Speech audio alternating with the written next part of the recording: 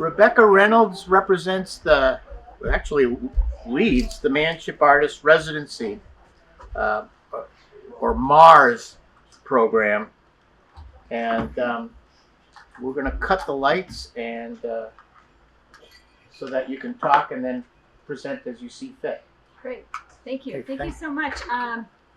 So I'm here with Patty Pike, who is we're going to go through, I'm going to give you some of the background, tell you the origin of the Great Marsh Concert, where the idea came from, tell you a little bit about how it happened, and then Patty, who was, she's retired from the Rockport Public Schools, she's going to tell you about the engagement locally and really making the concert happen.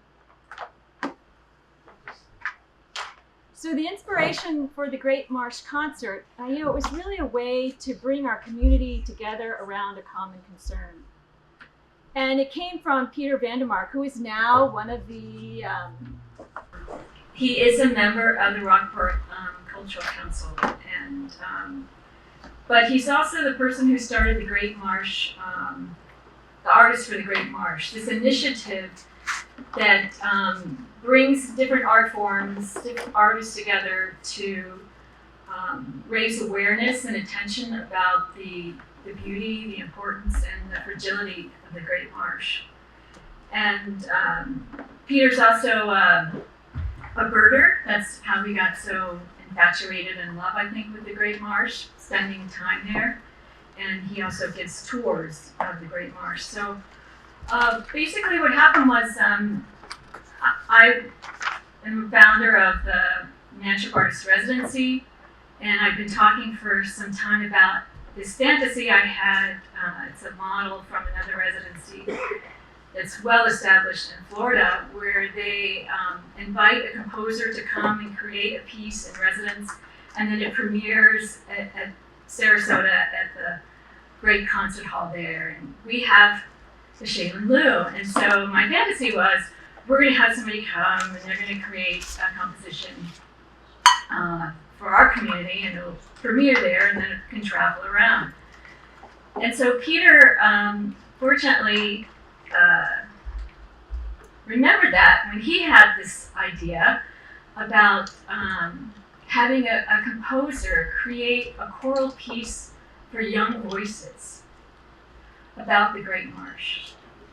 And so that's how it got started. He came to me and he suggested, what do you think about this idea? And of course, I'm here today to talk about the Great Marsh Concert. I said, I love it, it's fantastic. So in order to make this happen, we had to bring a lot of community partners together. It was a big production. The Rockport Cultural Council, as we've heard already, were really instrumental in giving us some seed funding that we were able to leverage. But it also brought together the Rockport Middle and High Schools, Endicott College, the composers. We had 3 composers, one local, Robert Bradshaw, created a piece. Robert Honstein, who was connected, he had already created a piece about the Great Marsh that premiered in 2016. And then we commissioned L.J. White to create a piece about the Great Marsh for the young voices.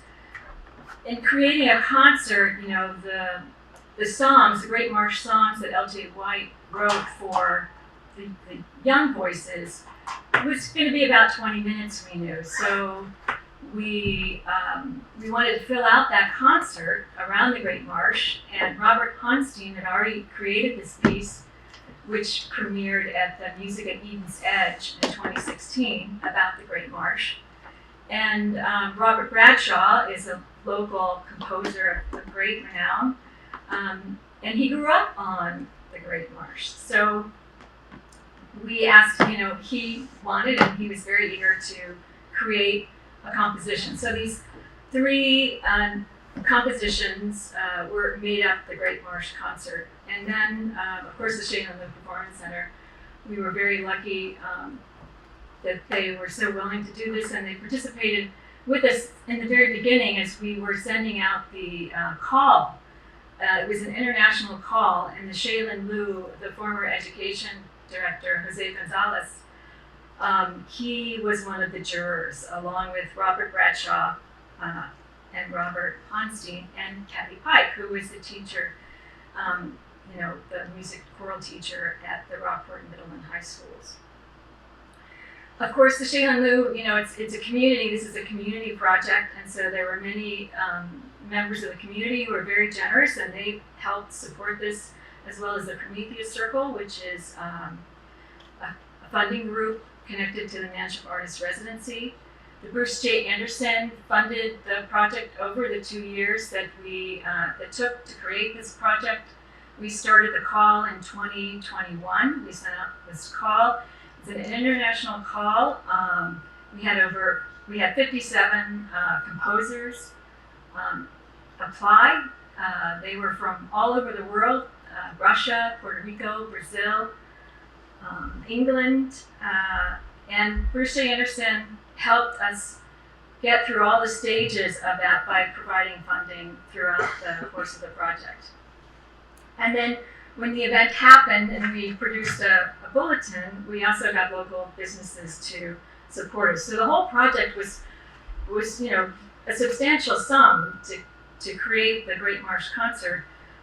But the Rockport Cultural Council gave us that seed funding, and when we could go and ask for money from other people, we could leverage that money to raise more funds. So as I mentioned, we had 3 works by 3 composers. There were 2 world premieres. Robert Bradshaw's piece was also the first time that it had been performed, and L.J. White, whose choral piece.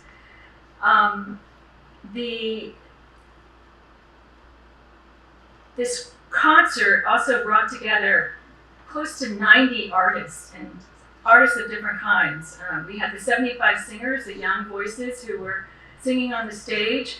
We also had the musicians that performed the pieces by Robert Honstein and Robert Bradshaw, and also the people who make the Shaylin Liu music happen behind the scenes, the sound technicians and the videographers. We were so fortunate to be able to use that sound system at Shaylin Liu and to record the concert. So not only was this amazing night that was just over a year ago on March 7th, 2023, that we had this sold out concert, but we were able to record the whole thing. So the composers, Robert Bradshaw, Robert Honstein, L.J. White, they have these high quality recordings of their music that they can then use. And so we wanted to show you a clip from the concert. This is a celebration of the Great Marsh through music.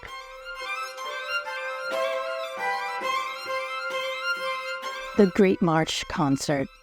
Artists unite to celebrate the natural beauty of the largest salt marsh in New England and to raise awareness about this threatened natural resource with 3 inspiring musical pieces by 3 different composers. The whole marshland is a kind of estuary where the ocean and the freshwater meet and the tides come in and out, a seedbed for life. Over 90 artists were involved in creating this concert.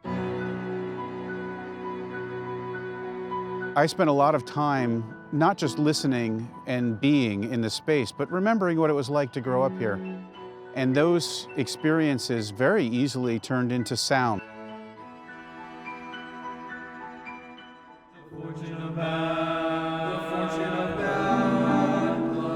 When Caroline and I put the text together and then when I wrote the music, we wanted to convey the importance of the marsh as one of many important wetland areas in the US that are shrinking. Their habitats are being threatened by climate change.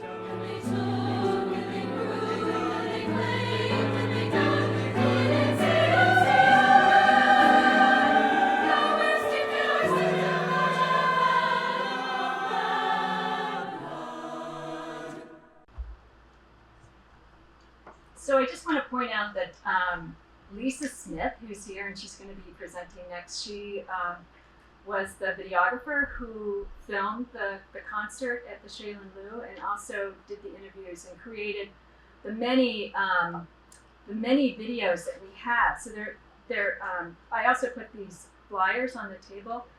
There's the headliner for our last year was, of course, the Great Marsh Concert, and there's a bit.ly link that you can follow to access all of the videos. They're trailers for the Great Marsh songs and the whole concert, because we broke up the different compositions into individual videos, so you can watch them individually, or you can just watch the whole concert, however you'd like to do it. So now I'd like to turn over to the Great Marsh songs, because that's really, in many ways, the most important part of this project that relates to Rockport, because it allowed us to, connect with the schools and do something with the younger voices. So I want to ask Patty to come up as one of our key partners. So the key partners in making this all happen were Nathan Cohen, who is the director of the music program at the Rockport Public Schools, and of course Patty, and then Becca Keneally, who is at Endicott College, and of course LJ White. So I'll turn it over to Patty.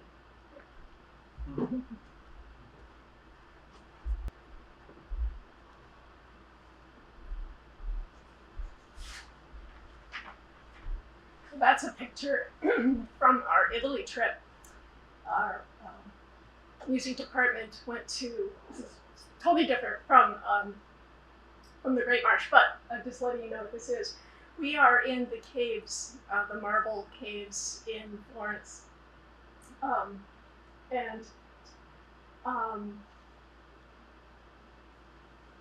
Curriculum-wise, tried to link our granite quarries to the marble quarries.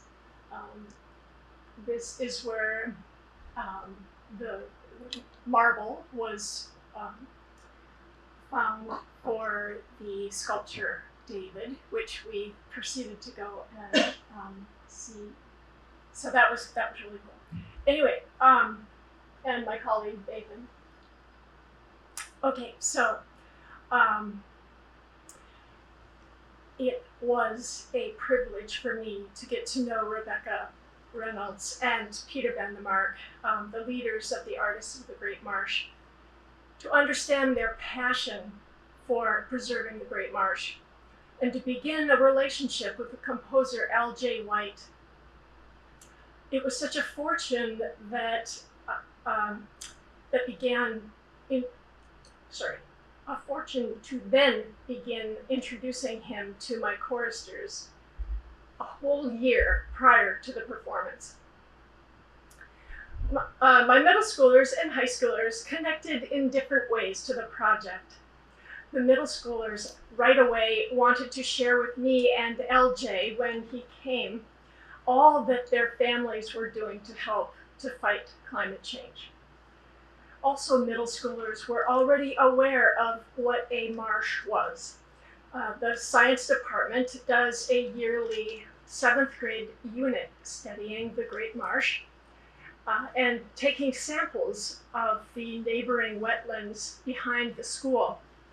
Through this, they knew many mammals and creepy crawly things, as well as microscopic life, and were excited to share with me and each other their research. This was essentially an interdisciplinary project with both music and science departments participating, but with different approaches to studying the Great Marsh. The high schoolers connected in a slightly different way. Initially, they were slightly suspicious about people who would organize music around a purpose like saving the Great Marsh. But quickly, they could see the potential to change people's attitudes and even habits about climate change because of what is happening to our Great Marsh. Quickly, they could see the potential to, connecting with the composer made a real impact. It felt like they were helping shape what the project would become. LJ came to a number of our rehearsals to talk to the kids and also to rehearse with us. He could tell us why he did what he did in certain areas, like the middle school movement, Patricia's meditation, not me, but Patricia's meditation, where the song is literally from the voice of the marsh. LJ told us, "You are the marsh." The high schoolers got to be a part of creating the song Bad Blood, which you heard a little bit of earlier, which is a rhythmic and accented and even violent piece. The kids got immersed in the text painting of the piece. Text painting is a musical technique of composing music that reflects the literal meaning of the song's text. Musically, they saw how what they were singing matched so perfectly with the text. Bad Blood is about when the farmers in the 1800s dug trenches, all in straight lines, to more easily harvest the hay. This made for clogging areas in the marsh. This was very bad for the marsh, hence the aggressiveness written into the music. For me, professionally, it was thrilling to be a part of such a project from the beginning. Communicating with the composer was pretty fantastic. I wove not only aspects of the Great Marsh into the curriculum, but also how music can be composed. With the intricate text painting, for example, or it is the melding of text and music, we discovered that this is the greatest way to move an audience member, to create an emotional response from the listener to hopefully change their attitude. In this case, changing attitudes about the Great Marsh and essentially climate change. That music really can change the way we see our place in the world and how we and our audience should live our lives. Thanks.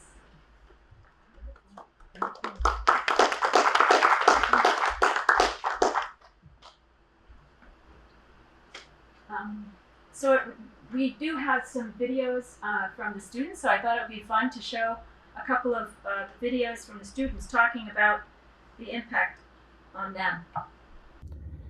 Being part of the Great Marsh Songs project was an incredible experience, particularly the experience of being in the rehearsal space where the music was evolving and growing and changing and coming to life for the first time, and seeing the evolution of the piece from the initial drafts that we had received from the composer L.J. White all the way up and through to the final product that was presented at the Shaylin Liu.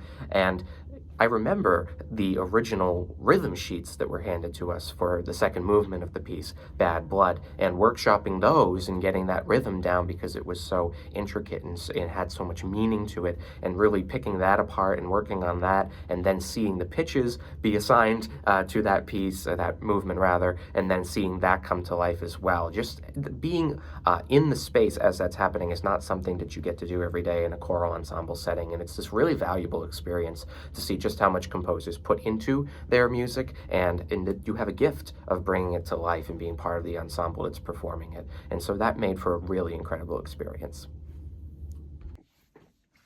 Hi, I'm Sophia, and I was a part of Treble 2 when we were performing the Great Marsh Songs. I'm an 8th grader at Rockport Middle School, and participating in this incredible and memorable experience with Endicott College was amazing. One part that I found insanely difficult was when we had to sing the lines, "It's time, and it's time to let the sadness fade." When we were doing this, each person had to sing these words at different times. So you'd be singing "It's time," and the person next to you would be singing it at a different time. One of the most important parts of music is to be on the same time and the same note as everyone. And making sure that you specifically did not go on the same note was very difficult for your brain to try to unlearn what you had spent a lot of time learning. Also, it was just so interesting to see how beautiful it ended up sounding. When we were performing this, I was in 7th grade, and during 7th grade, we learned a lot about the marsh, and specifically went to a marsh in Gloucester to learn about everything that the marsh has and what the marsh does for us. Like, we learned that the marsh is one of the reasons that we don't have flooding in our community. So by taking these two completely different things, music and the marsh, that I never thought could come together, coming together and seeing it become one, and using your information that you gained from class, I saw what all the beautiful and importance that the marsh had for us. I think that other schools should try something like this because it was such a beautiful and important experience to learn that somebody who is young can still find a way to have an important impact on our community.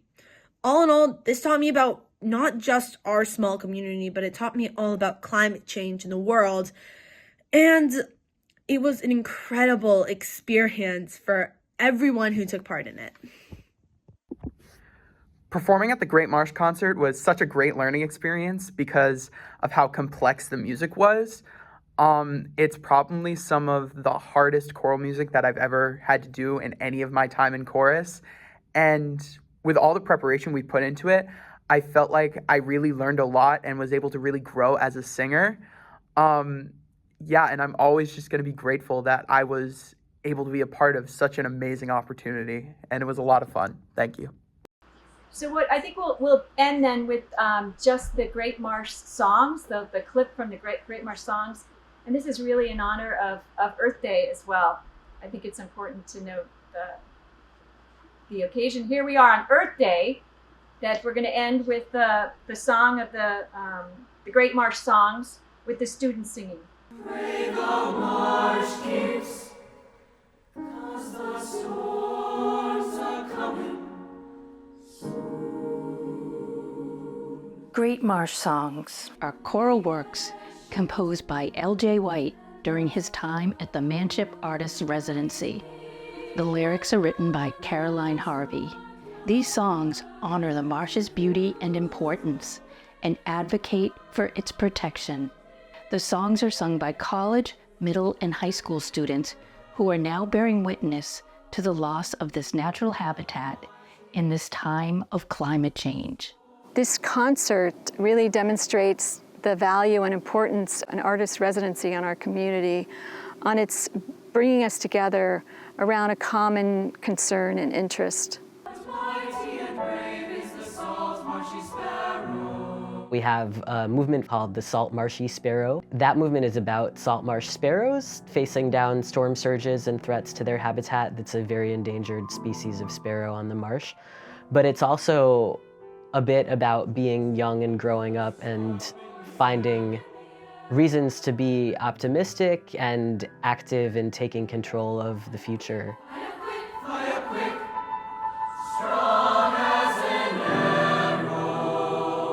L.J. White worked with many different locals and people in the community. We immersed ourselves in local history, sea shanties, and in the work of authors and musicians from the area. But what pushed the energy of the project for me was our shared understanding of the gravity of the endangeredness, what it means for all of us if we lose the Great Marsh and other places like it.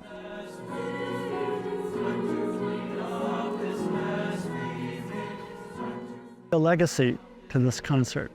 Young folk in this area who are inheriting the problems we've created will be in a position to do something about that. And part of that is to study the music, to study the words.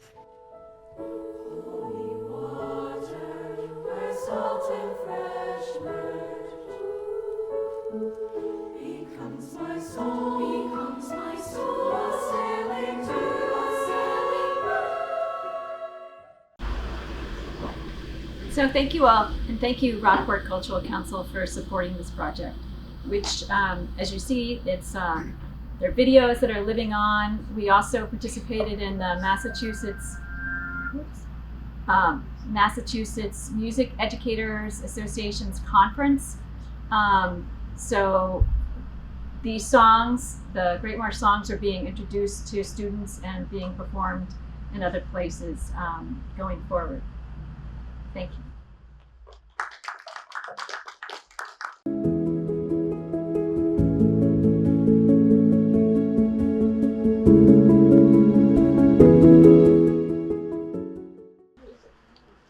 So we now have Lisa for Halibut Point, where Earth, Ocean, Air, and Space meet.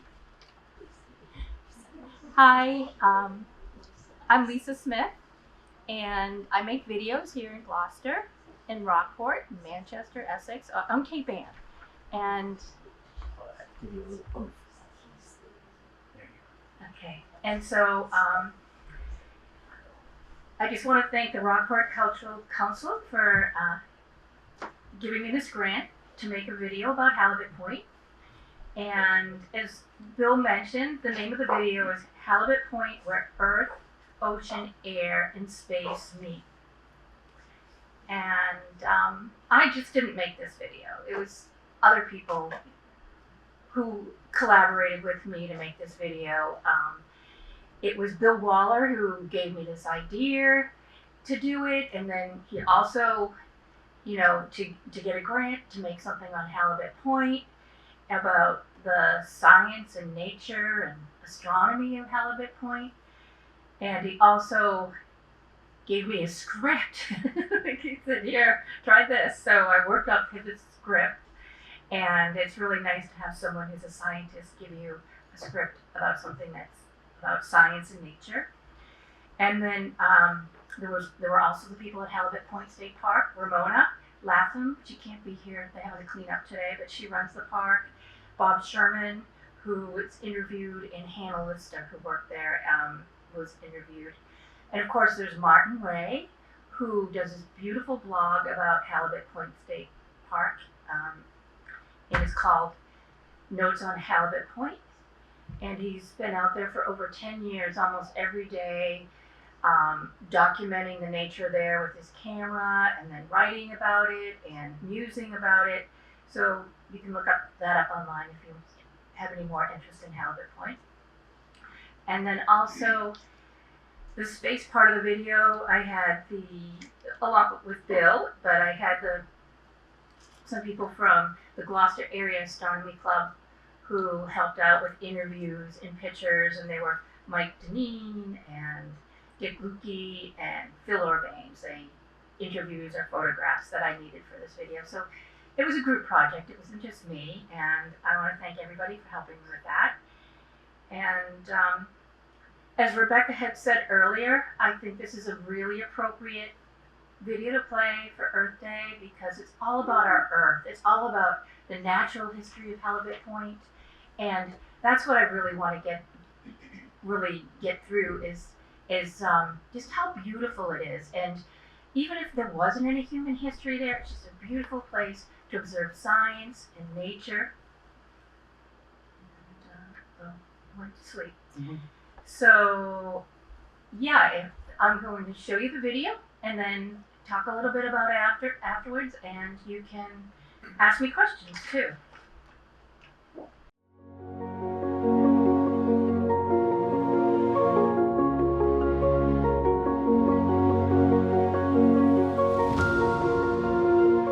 Welcome to Halibut Point State Park. This promontory of rugged granite juts out from the tip of Cape Ann. It's a peninsula that delineates the northeast tip of Massachusetts. Halibut Point has a uniquely rich history of human engagement. Even its name has historic connotations, as it is thought to have derived from Halibut Point, where sailing vessels had to haul their sails around to redirect them out of Ipswich Bay, north of Cape Ann, and into Sandy Bay, heading south towards Gloucester. This 67-acre park is unique for exploration. Here, myriads of earth, ocean, air, and space converge in ways both dynamic and sublime. By hiking the well-tended paths, one can explore blossoming meadows and windswept cedars on the land, observe wildlife, inspect teeming tidal pools along the rocky shore, view inspiring skies above the ocean, and celestial delights in dark skies during scheduled star parties. Human history at Halibut Point goes back thousands of years, beginning with the Pawtucket people. The park was founded as a state park in 1981, but the history of this area can be traced back as far as the Native Americans, who used this area for 10,000 years as a hunting and gathering and fishing ground. They only lived here in the summers and then would move farther inland in the winter where they had more food. The first colonial settlers came to this area in the early 1600s. They wanted to use it mostly as a farming ground, but unfortunately, it wasn't a great place for farming due to all of the rock. Quarrying became more popular in this area in the late 1700s, but the quarrying industry as we think of it today really didn't start until the early 1800s, from the 1840s until 1929, and that's when the majority of the granite was taken cube by cube and ship it to areas around the country and as far away as Cuba to build different buildings, bridges. They would use it as pavers to pave roads. But the industry ended in 1929.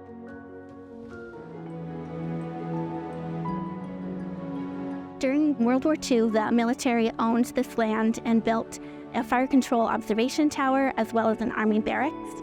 So the observation tower was used to search the ocean for approaching enemy ships. If they saw a ship, they would radio to guns so that those guns could target whatever enemy ship was approaching. The Army Barracks and Observation Tower have recently been renovated to be our visitor center. The stippled granite that characterizes so much of the park, and of Cape Ann in general, has a deep and profound history. The geology at Halibut Point State Park is under your feet. Wherever you walk, you will see the evidence of the earth creation and more recent times, glacial evidence everywhere. It's an incredible geological find.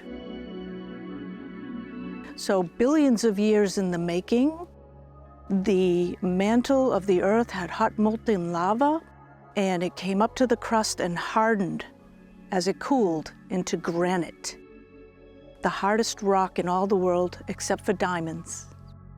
As the earth was creating and the granite was still soft, hot molten lava, it had natural joints in it where the granite cracked. You can see lots of cracks evident today. And in these cracks, you would get an intrusion of another type of mineral base. We call it basalt, and there's wonderful extrusions of basalt on the landscape around, very visible today. Then more recently, we had a glacier period of time. The most recent glacier scratched and bulldozed its way over the landscape, clearing the bedrock from any debris. It left behind striations or scratches on the rock. It left behind chatter marks that you can see where it was up a little, back a little. So it didn't come in and then plow, up a little, back a little. Chatter marks everywhere. It also left behind glacial erratics, large stones and boulders that were carried in the mile-high ice and dropped as it was melting and retreating away. In Massachusetts, we mainly have sandy beaches and grassy marsh area. This is a unique habitat here at Halibut Point because we have a rocky shoreline. These rocky shorelines provide some of the best rocky tide pools in all of Massachusetts. It leaves behind snails and crabs and different kinds of seaweeds, mermaid's hair, endometria, all these beautiful colors in the tide pools. We are also unique at Halibut Point because we have a variation of habitats here that start at the tide pools and move up to heath zone area. And then you'll see larger trees as you come upland, and then you come to wonderful junipers or red cedars and even pine trees. There's a nice cross vegetation you can view right from the overlook here at Halibut Point.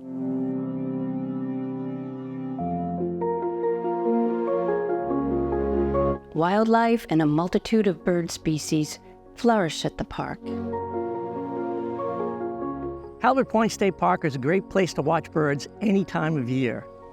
In the springtime, large numbers of neotropical migrants move through, warblers and tanagers and orioles. Some of those birds actually stay here and nest right here in the park. Birds like the Baltimore oriole, or beautiful eastern bluebirds, eastern towhees. And in the boxes that we've provided here in this meadow, house wrens also nest here. In the summertime, you can also see birds like just this past Saturday, 2 adult bald eagles flew right above this meadow and locked talons and tumbled in a courtship display. In the fall, again, we have great numbers of migrants that move through. When you go down to the rocky shore, you can see large numbers of northern gannets, a huge seabird. It's actually the largest seabird in North America, and you can see them diving into the water for fish right off the coast here at Halibut Point. But a lot of people come here in the wintertime. Many people think the wintertime is the best time to see birds here because huge numbers of sea ducks, birds like scoters and eiders and harlequin ducks spend the winter right here off the coast at Halibut Point.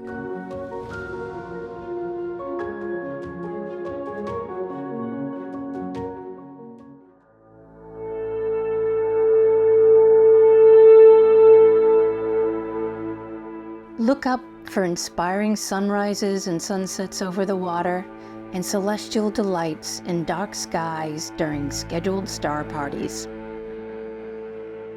The rocks of Halibut Point, all this granite, has a rich history going back 450 million years ago when it was once part of Africa. But the skies above Halibut Point have an even richer history going back much longer ago. How about 4.6 billion years for the creation of the sun and 4.5 billion years for the creation of the moon? Halibut Point's a great place to watch both of those objects. Cape Ann and the park itself are wonderful places to see the stars at night. Unlike most of our city-dwelling friends to the south, we have very little or no light pollution here in the park or the area right around the park. And the nearest light that we have to worry about looking east is in Portugal. So you can come out, look up and see the Milky Way. Luckily, we're able to share this small space with the public every year right here at the Visitor Center.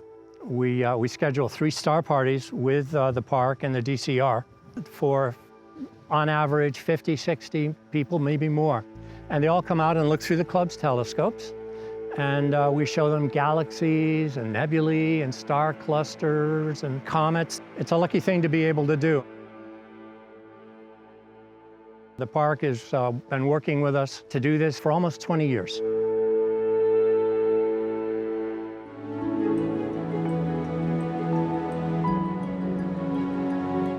Halibut Point is a look back in time. It's a majestic location to explore where Earth, ocean, air, and space meet.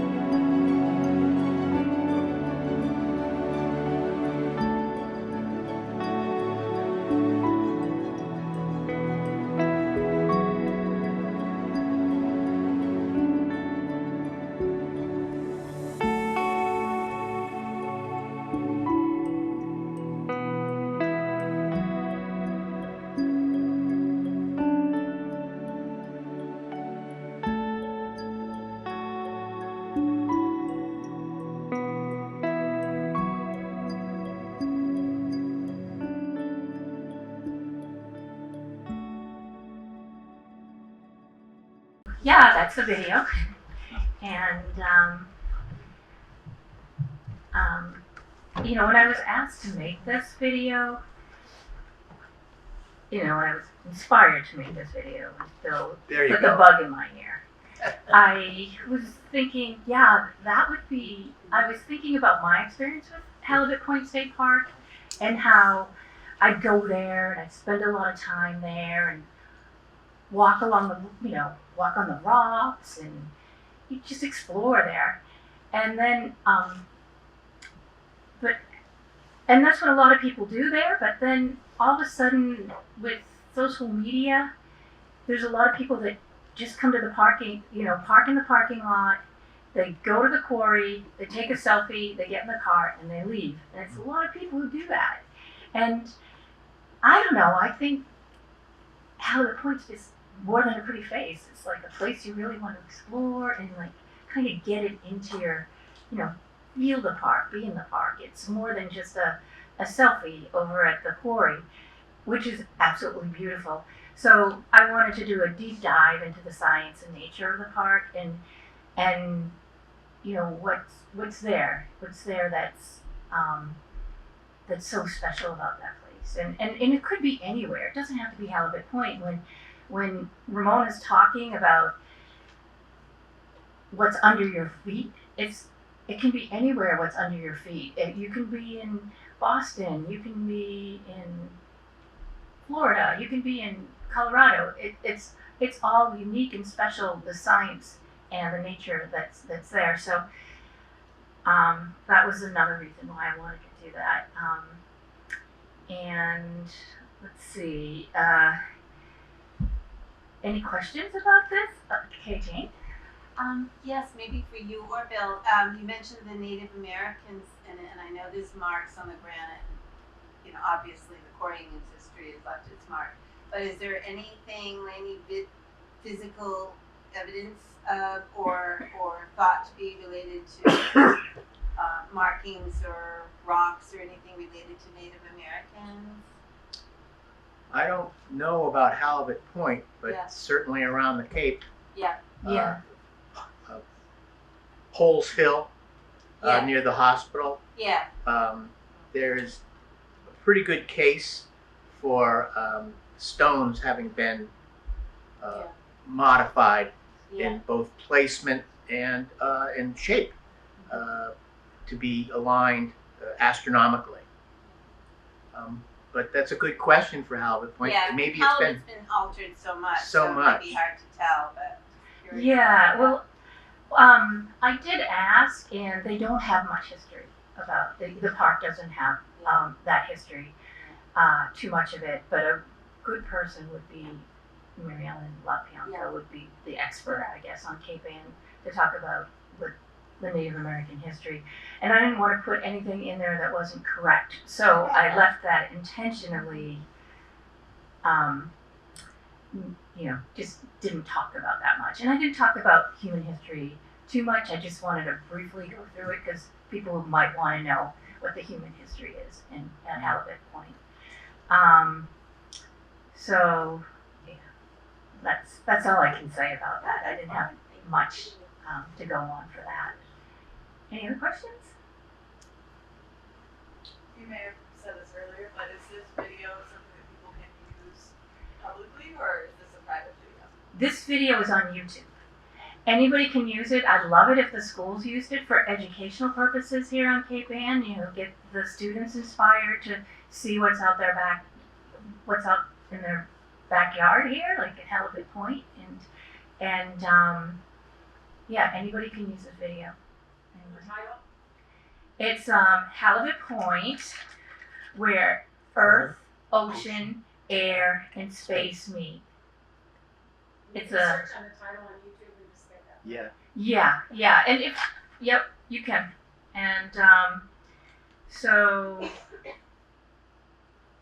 I would just like to note how fortunate we are that Halibut Point is such a scenic place, and other places here on Cape Ann. Basically, the quarrying industry was a strip mining industry. And you go other places where there have been strip mines, and they don't look so good. but the granite, very hard stuff, so there wasn't much more erosion after the quarrying. And then the creeks, the underground creeks, came in and filled them up to make them full of water, and now they are very aesthetically appealing. But that's just a fortunate happenstance.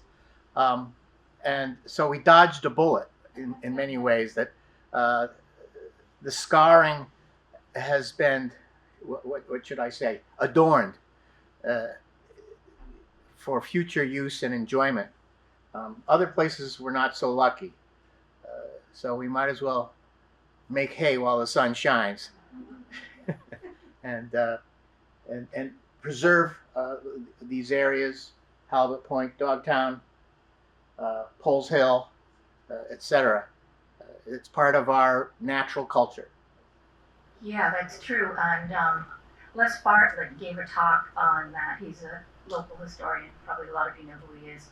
And he was just talking about how it was scarring of the land at that point.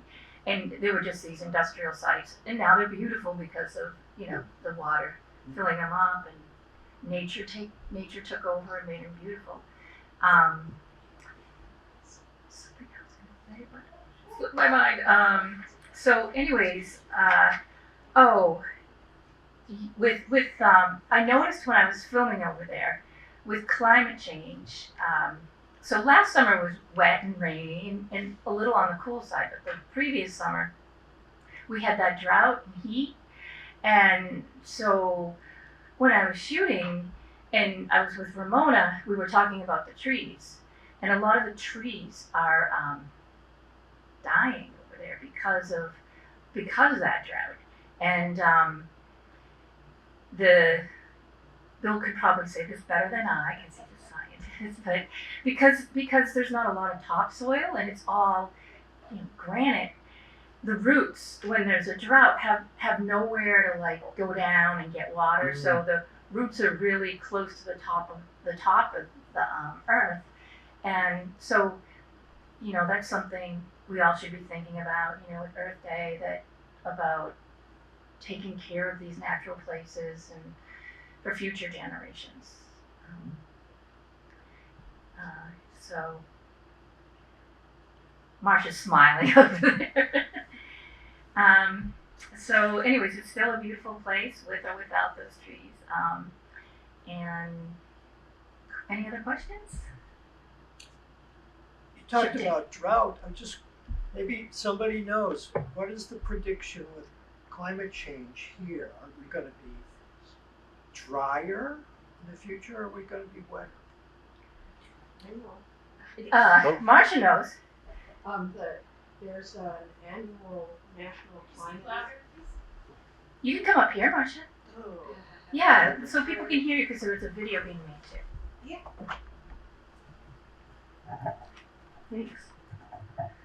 There's every 4 or 5 years, there's a national climate assessment that's done by the federal government, and they divide it up into the regions, and there are 9 different regions in the country, and we're in the Northeast region, and the specific climate issues here are that we're going to have more precipitation. So there are other areas that are going to be dry areas, but we now have more intensive storms that have a much greater volume of water falling at one time.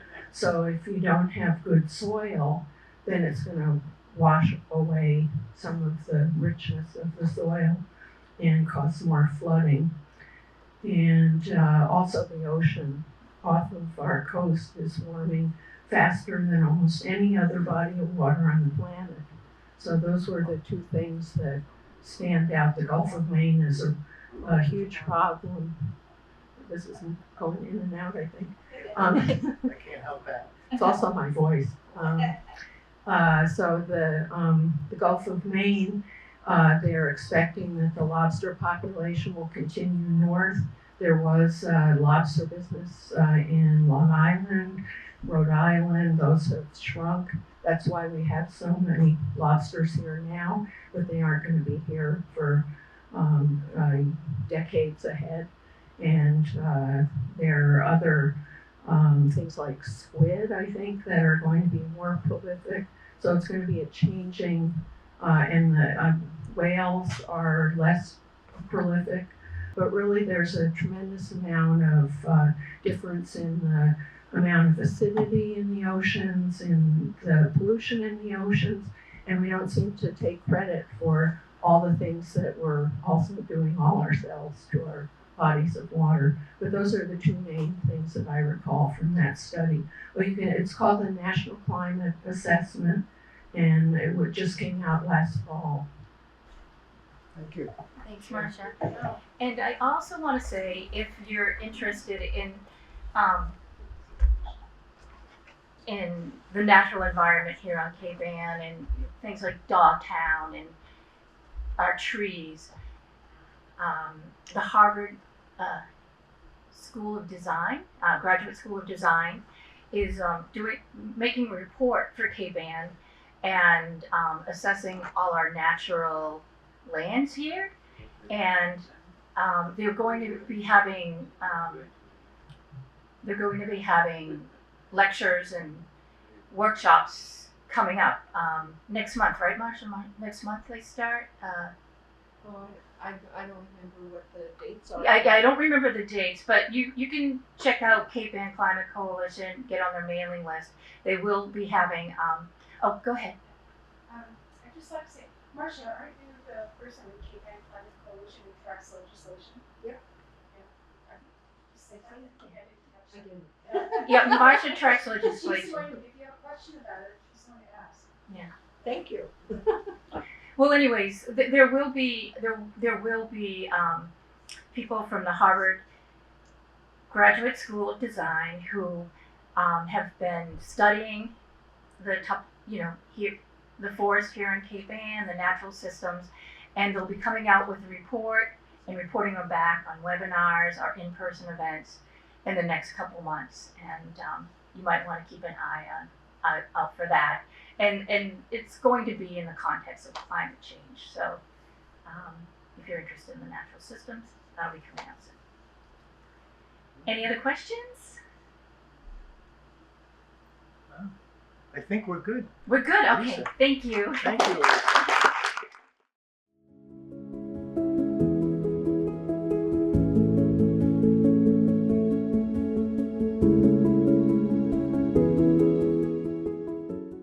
It gives me great pleasure to introduce Mike Deneen and Dick Lukey, who are going to be talking about the Gloucester Area Astronomy Club, which had a little project funded by the Rockport Cultural Center, and I'll hand it out. I'll hand out what it was. What it is. What it is. There you go. There you go. Okay. All right, hi, I'm Mike Deneen. I'm here for the Gloucester Area Astronomy Club, and this is our project. Let's see how this is going to work out. There we go.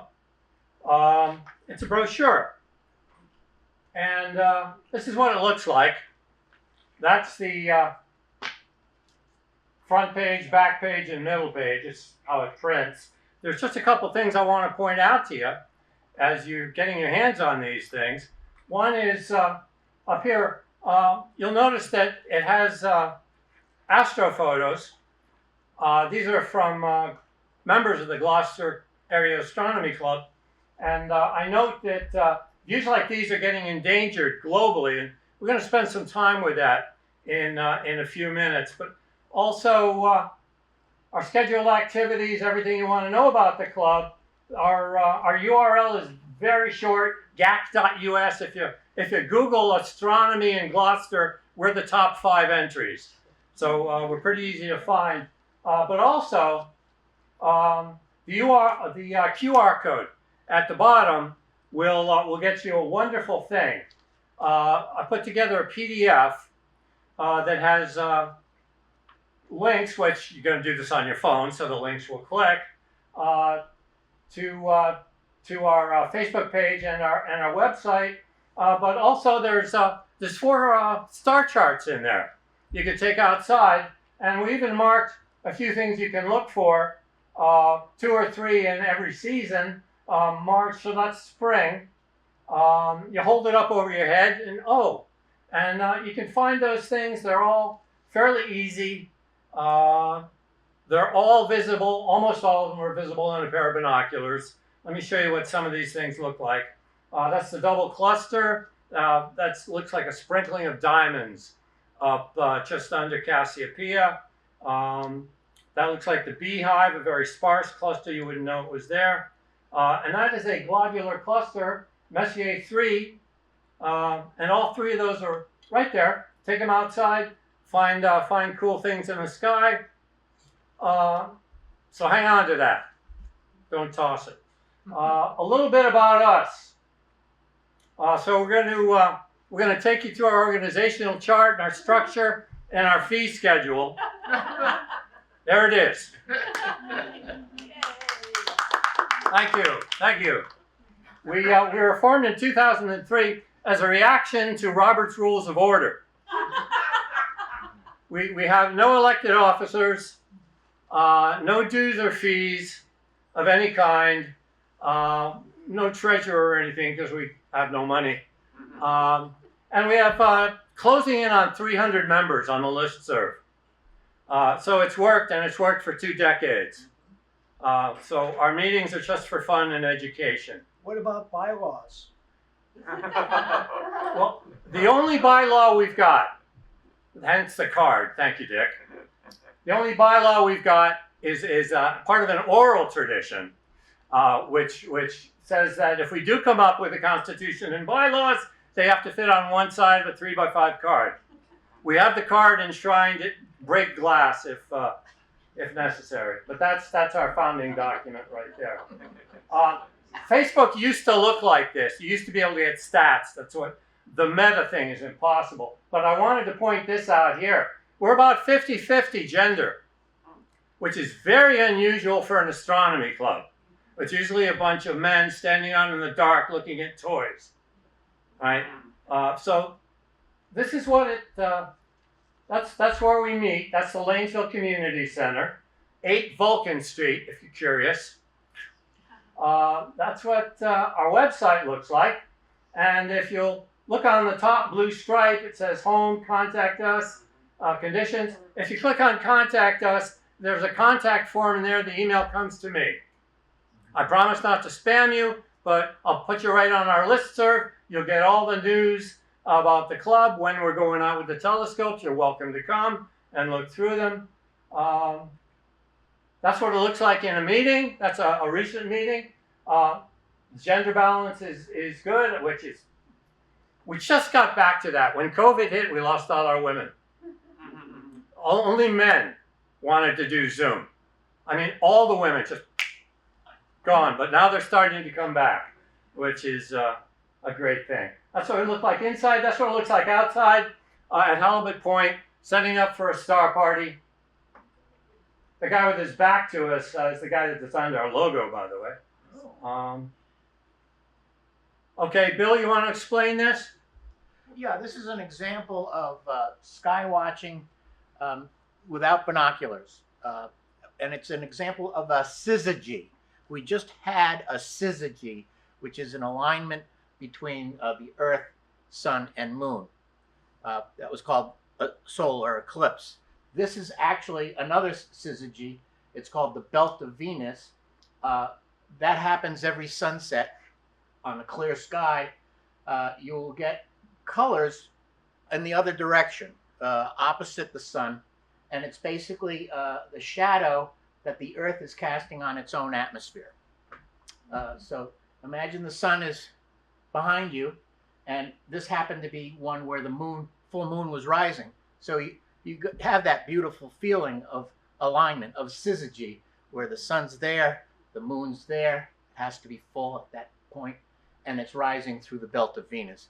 It's a very sublime sight. It is, and although you can't see it, your shadow is part of that shadow. Oh. As Whitman said in Song of Myself, true as any on the shadowed wilds, it coaxes me to the vapor and the dusk.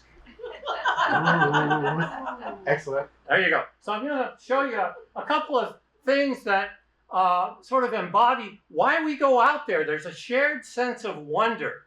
This isn't about dues. This isn't about lectures. And it's certainly not about overhead and Robert's Rules of Order. There's all this wonderful stuff out there. It's under your feet. Just go a few thousand miles. Right, 8,000 miles. Yep. But it's all around you. It's the top half of Halibut Point State Park. All right. This is the remains of a star. This is a whole lot of stars, hundreds of billions of stars, and that means hundreds of billions of planets. And even more wonderful, everything in your body except the third thing from the top, the hydrogen, was formed inside a star. Every single element, the manganese, the silicon, the zinc, all of it, cooked up inside of a star. Take a deep breath. This is what astronomy, and there's one now. Okay, I want to give you a little math lesson.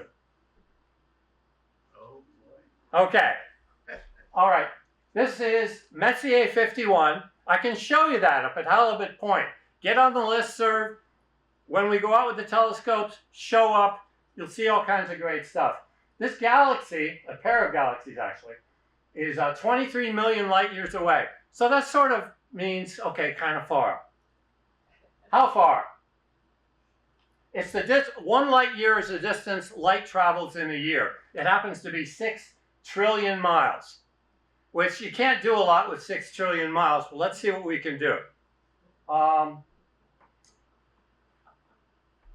23 million of those things brings us to 1.38 septillion miles to Messier 51. Okay, that seems kind of far. Suppose you wanted to drive there. At 65 miles an hour, I left off some of the math where we convert to years, but it's 2.423 quintillion years to drive to Messier 51. Okay? Suppose you started at the beginning of time. Would you be there yet? No, we subtracted the age of the universe from 2.423 quintillion years, and it didn't hardly change the number at all. It's still 2.423 quintillion years. Better pack a lunch. All right, bye-bye. So that lonely galaxy out there is not especially far away. There's lots of galaxies to look at, and they're all really far away. Space is big. All right, space is big, and this is what astronomy clubs are supposed to be about. Okay, not the dues structure. Okay, so we do a little bit of advocacy, and in honor of Mario Mata, is he back yet? Oh, I don't know. This is, I'm gonna posit a scenario, a moral value even. I'm going to assume that this is better than this. Okay, this is Bangalore Astronomy Club, by the way. That's what they have to work with. This, raise your hand if you've ever heard the words or uttered the words, shut the door, you don't want to heat the whole neighborhood. Or cool the whole neighborhood. We're lighting the whole neighborhood. We're lighting up outer space. Okay? Look at that. 50% of the light goes straight up. 10% of the light hits your eyes. 40% of that light bounces off of something you want to see. Guess what happens if you cut out the wasted light? You can use less light and cut your electric bill by half. Your lighting bill by half. Won't help your heating, but you can cut your lighting bill by half. This is that intersection downtown, which you've driven past probably and blamed your cataract for this, but it's the lighting. It's near that church, that intersection that Mario always complains about. Well, it's in Rockport or Gloucester? Gloucester, downtown Gloucester. I haven't seen anything like that in Rockport, thank goodness, except out here. The bulbs. Yeah. Globes. Okay, so it's just another quick diagram of where the light goes. And the useful light is directed down in the white triangle. All the rest of it, you're paying to heat the whole neighborhood. Okay, so it just makes financial sense. It makes visibility sense. When you have glare, when the light from a bulb is in your eyes, you can't see the mean person lurking in the shadows that wants your lunch money. Okay, this is the last one, and this is one of my favorite shots. This is Canada, and they were replacing the old street lights with new fully shielded street lights, and they got about halfway there. Look at the difference between the foreground lighting and the background lighting. That's the difference. So watch out for that. I just wanted to put this in there to show you that we're not there yet with Halibut Point. It's not orange. Come on out. We can show you this one too. You know, the neat thing about these clusters is the stars in these clusters, and they can tell the age by taking their spectrum. The stars in these clusters are very, very old. They're about 13 billion years old. The whole shooting match is only 13.7 billion years old. So when you look at one of these things in our telescopes, you're looking back almost to the beginning of time. It's worth the trip up to Halibut Point at night just for that. Or come up and look at the eider ducks and stay. And that's the middle of that cluster. I just threw that in. We call this eye candy. If you guys want to count those stars, I'll wait. No? Okay. So we also, after COVID, we started this up again. Guerrilla astronomy, astronomy for the people, taking astronomy to the streets. There we are. We've done 2 or 3 Rockport New Year's Eves, and then it started getting cloudy. And I think it's going to stay that way. We're turning into Seattle as far as cloud cover, which is a real shame. But we have a good time when we're able to do it. This is a little outreach there. That obviously is not New Year's Eve, but that's one of the main places we set up to show people things through our telescopes, usually around the time of the first quarter moon. So if you're on the listserv, we'll tell you when we're there. If you're not on the listserv, look for the first quarter moon during tourist season, and we'll probably be down by the Fisherman's Memorial. All right, as I leave you, told you I'd make it. I'm amazed. As I leave you, one more thing. I'm sure you all know your distances to the planets, and you can name them, so let's see. We're going to head out from here out. Okay, so I've always loved this. December 24th, 1968. Very famous picture of the Earth. All right, so we'll start at the Earth. We'll go here about what, 260,000 miles? How far to Mars? Is it 214, 224 million? I think it's about 224 million. What's next? What's the next planet? Shout it out. Shout it out.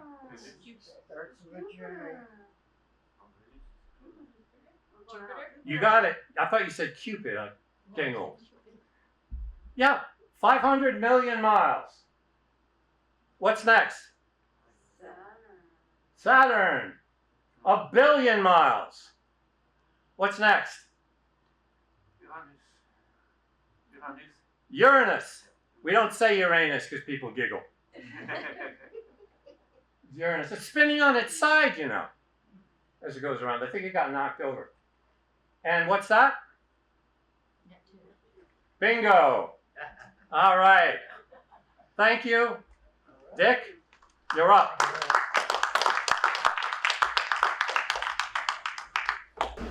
Whenever somebody talks about the distance to the moon, I remember a friend of mine, a fellow astronomer, died last year. He had this, what was it, Outback, Subaru Outback, and it was getting pretty old. I said, how many miles do you have on this? He says, about 240,000. I said, when are you going to get a new one? He said, well, I figure the distance to the moon is 260 million miles. Once my Subaru gets 260, I'll trade it in for a new one. So he did. Okay. Well, you've seen, let's see, where. Press enter. Okay. Well, he's told you about what we do. Most of our folks, I guess you could divide our people into like 3 groups. The larger part of them are what we call visual astronomers. I'm one too. We just go out and look at things with our eyes, either naked eye, and you can see a lot just with your naked eye up here at Halibut Point, with binoculars or with telescopes of varying sizes. But then we have another group within GAC that's dedicated to astrophotography. And the pictures I'm going to show you were all taken by amateur astronomers from Cape Ann to get something like this. I mean, like 30 years ago, you'd have to get something from Palomar Observatory to get a shot this good. But the equipment they have now, the cameras are so light sensitive, they can do this beautiful kind of photography. I think that's one that Michael just showed you of M13. No, that was M3. Pardon? That's 33? No, mine was 3. Yours was 3. This is what, 13? Yep. M13. They estimate there are like 500 million stars in that cluster. But, you know, probably at some astronomy graduate program, they have a graduate student counting. That's part of this job, you know. These were taken from one of our members outside his house in Marblehead. Nice shots of Mars on the right and Jupiter on the left. And this one, Phil Urbanes, one of our more advanced astrophotographers, he took this from his backyard in Magnolia. What a beautiful shot. It's a gaseous nebula with some interior stars that are illuminating all that gas that's surrounding them.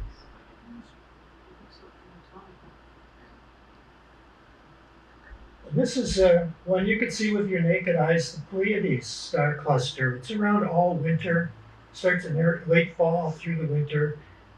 It's just starting to migrate over to the western horizon, so it's kind of getting lost in the twilight at the end of the day. It'll be back in fall. Beautiful to see. And this is the remnant of a dead star. It's from a supernova explosion. I left this gassy trail here. Beautiful to see. And I don't know if any of you remember this from, what is it, 2017, July? There was this beautiful comet that just hung out there for about 2 or 3 weeks. You could see it with your naked eye. That doesn't happen very often. I think it was during the pandemic. Was it? I think it was around 2020. Really? Okay. All right. Did it bring this infection with it? That was it. That was it. Okay, well, astrophotography is great because these cameras are so much more light sensitive to dim light than our eyes, and they can also see the colors that in dim light human eyes cannot see. So you have, like on the left here, you have a typical astro shot, and on the right side, you have how that same thing would appear to a visual astronomer, such as myself and most of us that are in the club. So this fellow made on the right, was looking at the same thing, and he made a sketch. And that's what I was going to talk about, sketching. First guy to do some astro sketching, it turns out to be Galileo, the first man who looked at the night sky with a telescope. And he saw all these things that no one had ever seen before. In the ancient world and up to the Renaissance, his time, everybody thought that the moon was like a perfect sphere, perfectly smooth, flawless. And he said, hey, there's a lot of bumps here. There are mountains, it looks like there's craters, all kinds of things. And so he sketched these things. And ever since his time, up to the age of photography, this is how astronomers and other natural scientists communicated what they observed with the public and with their fellow scientists. So he did this thing to show people what was really out there, share it with them through sketching. He was quite an artist himself. He also was the first person to see sunspots. I believe he probably ruined his eyesight doing this. He apparently took a piece of glass and smoked it with a candle with the carbon buildup on it, and he looked through his telescope to see these sunspots, which had never been seen before. He later went blind, and I have a feeling it was from these early exercises with sunspots. But as time went on, people would sketch what they saw. Here's one of an eclipse. Did many of you see the eclipse just this past, or 2 weeks ago? Quite a thing.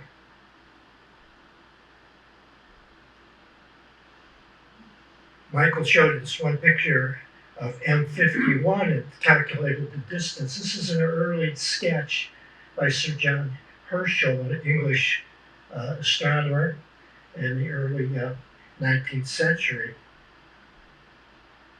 And even into right around the time of the 20th century, we had Percival Lowell from the famous Lowell family right here in Massachusetts, who built this kind of groundbreaking observatory out in Flagstaff, Arizona, which is still there.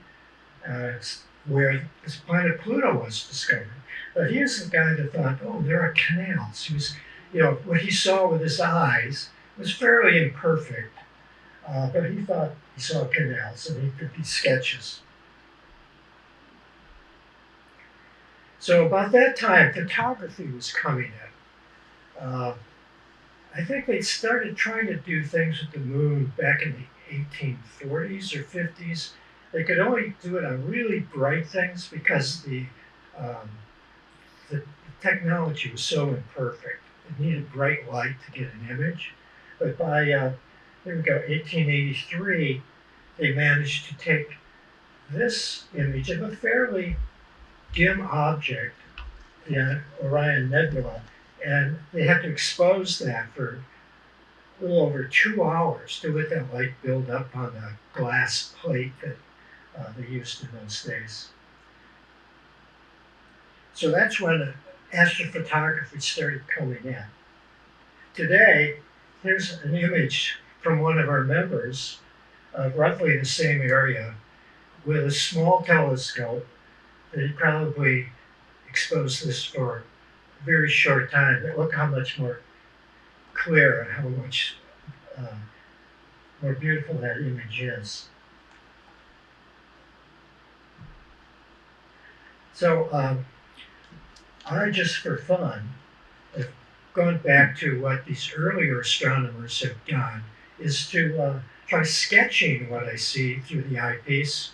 This business about astrophotography, as any of our members will tell you, it's very expensive. There's a really long learning curve of how to use all the software and the camera equipment, etc. So I've gone back to the old-fashioned way of just drawing what I see, and it's part science, it's part art. Cape Ann is famous for its landscapes. So we have all these painters around here painting the daylight landscape. Well, I've gone to painting the nightscape. And this is about all you need. No fancy cameras. I have about $40 worth of equipment here.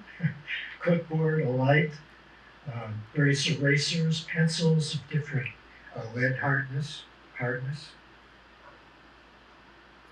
And the other thing you need, of course, is a telescope. It could be small, it could be big. So here's one I started out with. My telescope has what they call a finder scope. It's like a half of a binocular. It has a crosshairs just for pointing a big telescope. So I have one that's 10 magnification, a 60 millimeter lens. And so I did these sketches, kind of trying to do what Galileo did, of the moon at various phases. That was pretty satisfying, doing that. And then I started turning my attention to moonscapes.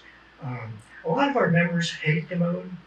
The moon bleaches out the stars, so they watch Netflix for those 2 months of the 2 weeks of the month where the moon's on. But I figured if you can't beat them, join them. So I've learned to enjoy the moon because you can see so much detail, even with a small telescope on the moon. So here's a crater complex, of which there are thousands. I'll never run out of subject matter here. This is a famous or a large crater. Just about all the craters on the moon are named after scientists, although Julius Caesar got on there.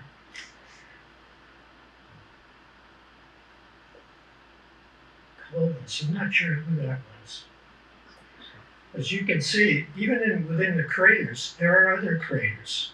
Because over time, a huge meteor asteroid probably pummeled the moon and created this larger one. And in the time since that was formed, others have come along to make pock marks within that crater itself. This is one with a kind of an unusual subject. You see that straight line? It's called the straight line. And it's within a crater. And what they believe happened was somehow the terrain shifted and one part of the moon dropped about 100 feet. So we can see it when the sun is coming, say, from the right hand, it's the wall is creating a shadow along there. So that's the straight wall. It's fun to look at. There's another one. This is Copernicus. Is this the largest? I think this is the largest crater on the moon. Yeah, I think people with good eyes Yeah. can see it naked eye. That wouldn't be me. No, me neither. And there's a crater of Julius Caesar. You can see the walls along, say, on the left-hand side, left over from the impact of the crater, of the impact crater. This one I just did the other night.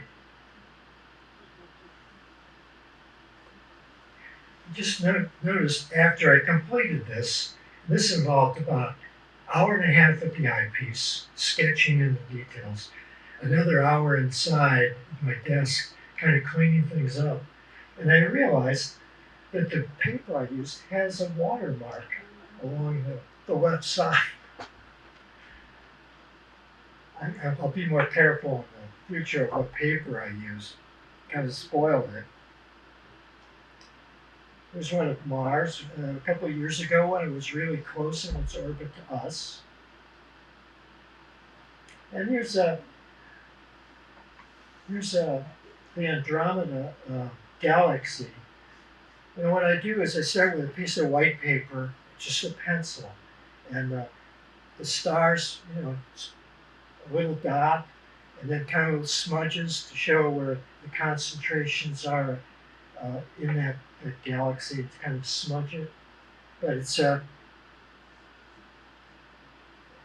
here's another one that you've seen already, the double cluster. So what I do with these things, I do it on pencil on white paper, and then you can put it into a either Photoshop or a thing called GIMP, which is a free version of something like Photoshop.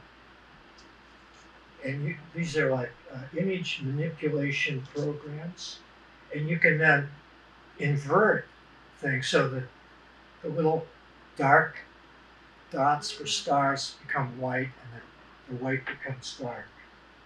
So it looks more like what you actually see through the eyepiece. Here's another one. There was a comet that came by a couple of years ago. I don't, it wasn't in the news because it's very dim. But there it is on the upper right, near a star cluster on the lower left, as seen through the eyepiece.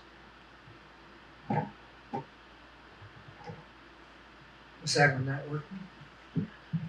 Got tired. Okay. I get tired. So I did the same thing with this. So that's what this looks like in the eyepiece. And this isn't really high technology or it's easy to get started. You just kind of draw a circle. I usually put like an hour hand around it just so when I position things, I know kind of where to put them when I'm beginning. I add some details as I go along. And then I put it into GIMP to get that, and then clean it up a little bit to get that. So it's fun. I'm just learning this. Hopefully I'll get better. So, great.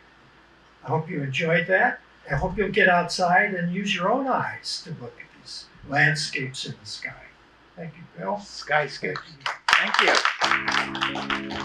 you.